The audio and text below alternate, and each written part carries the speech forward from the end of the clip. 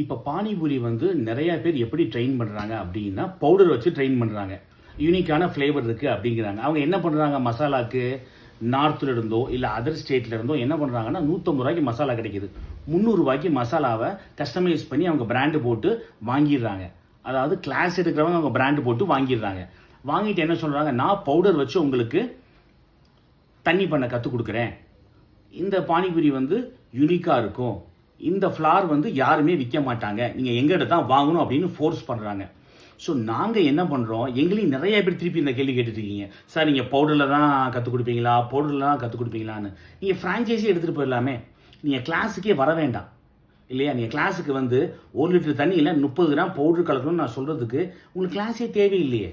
தண்ணியில் ஒரு பவுடர் கலக்கணும், அவ்வளோதான். கிட்டத்தட்ட எல்லா கிளாஸுமே இப்போ சப்ளையர் வேலை தான் பார்க்குறாங்க. ரொம்ப கஷ்டமாக இருக்குது சொல்கிறதுக்கு, இதுதான் யதார்த்தம். நாங்கள் கற்றுக் கொடுக்குற பானிபூரி 100% ஃப்ரெஷ் பானிபூரி. எல்லா பானிபூரியுமே இப்போ எக்ஸாம்பிள் ஒரு மாங்கான்னு வச்சுக்கலேன், ஃப்ளேவரு அம்ச்சூர் பவுடர் போட்டு நான் காட்ட மாட்டேன். அம்ச்சூர் போட்டு எங்கே வேணாலும் கிடைக்கிது, நான் சப்ளை பண்ண கூட அவசியம் இல்லை.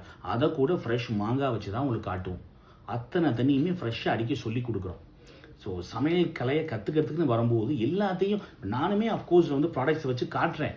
But A to Z product வச்சு காட்டணும் அப்படிங்கிற அவசியம் கிடையாது. இல்லை, இது என்ன பிரச்சனை, இல்லை நான் விற்கணும் அப்படின்னு இருந்தால் அவ்வளோத்துக்கு நான் ப்ராடக்ட் சொல்லி கொடுப்பேன். இப்போ நான் விற்கிற எண்ணத்திலே இல்லையே, எங்களுக்கு ட்ரெயின் பண்ணால் போதும் நல்லபடியாக.